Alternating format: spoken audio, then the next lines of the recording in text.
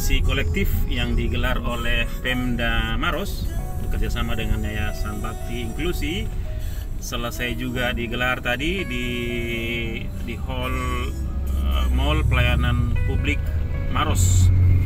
Jadi adalah Pak Bupati yang datang khusus untuk membuka acara dan juga memberikan sambutan-sambutan berkaitan dengan bagaimana kebijakan, bagaimana inisiatif Pemda Maros untuk memastikan bahwa visi misi yang menyinggung tentang pembangunan yang inklusi itu memang dilaksanakan.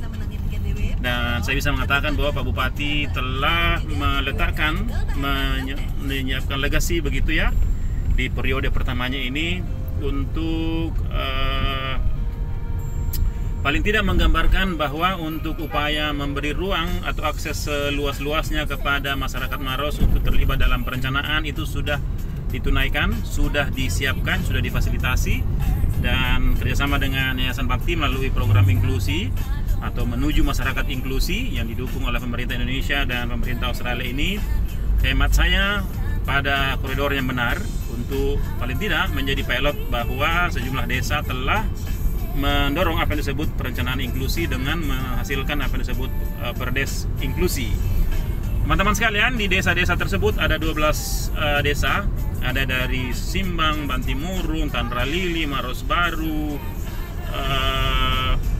dan masih banyak lagi. Itu menggambarkan bahwa pada tingkat desa memang perlu didorong adanya apa yang disebut fasilitator atau mereka yang memang memberi atensi untuk ketersediaan akses atau ruang bagi semua kalangan kelompok rentan. Bisa kelompok perempuan, penyandang disabilitas, anak begitu, dan yang secara kapasitas sangat terbatas begitu ya dalam hal memenuhi akses-aksesnya begitu. Teman-teman sekalian, di acara tadi saya sempat memoderatori, memfasilitasi bagaimana dialog antara dua narasumber. Jadi dihadirkan narasumber dari Desa Tanete, Kecamatan Bantimurung, yang menjelaskan bagaimana akses layanan inklusi di desanya, di Desa Tanete. Ada Mulita tadi menjelaskan bagaimana di desanya ada namanya kelompok konstituen, ada 10 orang anggotanya dan merupakan representasi warga desa, dan mereka memperjuangkan 4 hal tentang ketersediaan data, tentang bagaimana advokasi, bagaimana pengaduan, bagaimana juga pengembangan mata pencarian yang bisa mereka perjuangkan untuk masuk dalam kerangka perencanaan desa. Lalu ada narasumber dari Fordisma atau Forum Disabilitas Maros yang juga baru saja dikukuhkan sebagai anggota komisioner daerah disabilitas Maros, yaitu Bapak Husain. Bapak Husain bercerita motifnya mengapa mengambil peran aktif untuk menjadi bagian dalam advokasi kelompok rentan atau disabilitas. Lalu ada Ibu Hadijah. Ibu Hadijah menjelaskan bagaimana pendidikan inklusi itu memang harus ditopang oleh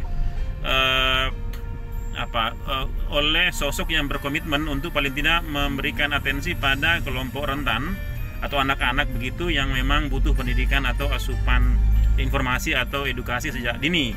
Di sekolahnya di PAUD Dharma Wanita Maros, pihaknya menangani atau ada muridnya 3 orang, itu masuk kategori disabilitas, dan dia menceritakan suka dukanya bagaimana memberi edukasi. Dia menekankan bahwa atensi tersebut upaya untuk merespons kebijakan atau keinginan Pak Bupati atau Pemda Maros yang telah dituangkan dalam bentuk Perda tentang layanan pendidikan inklusi. Teman-teman sekalian, saya juga tadi mendengarkan bagaimana respons 6 penanggap ya, ada penanggap dari Pemda Maros. Ada Bapeda, ada Dinas Tenaga Kerja, Dinas Sosial, kemudian PDP3A, Perempuan dan Anak, kemudian ada PMD, ada Pak Idrus tadi bercerita tentang bagaimana merespons usulan-usulan dari desa.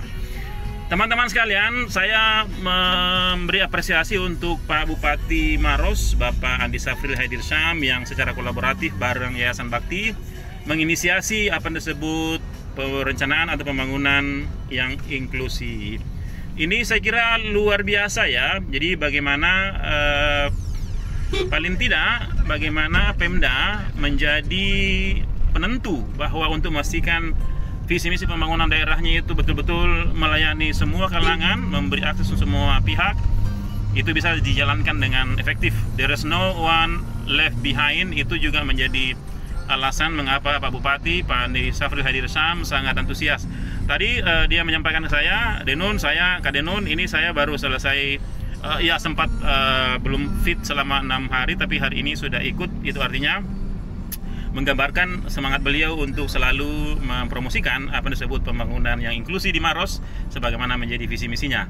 So itu yang saya bisa share untuk Anda, dan tentu ini pesan buat pengambil kebijakan, kepala daerah, bupati, wakil bupati, wali kota untuk betul-betul memperjuangkan apa disebut pembangunan yang inklusi, karena kita tidak ingin ada saudara kita yang tertinggal atau tidak masuk dalam proses penyusunan agenda perubahan ke depan. Kelihatan pada itu kita hanya menjadi menjadi perencana atau pengambil kebijakan yang disebut tidak peduli hak-hak asasi manusia. Salam dari Mandai Maros. Bye.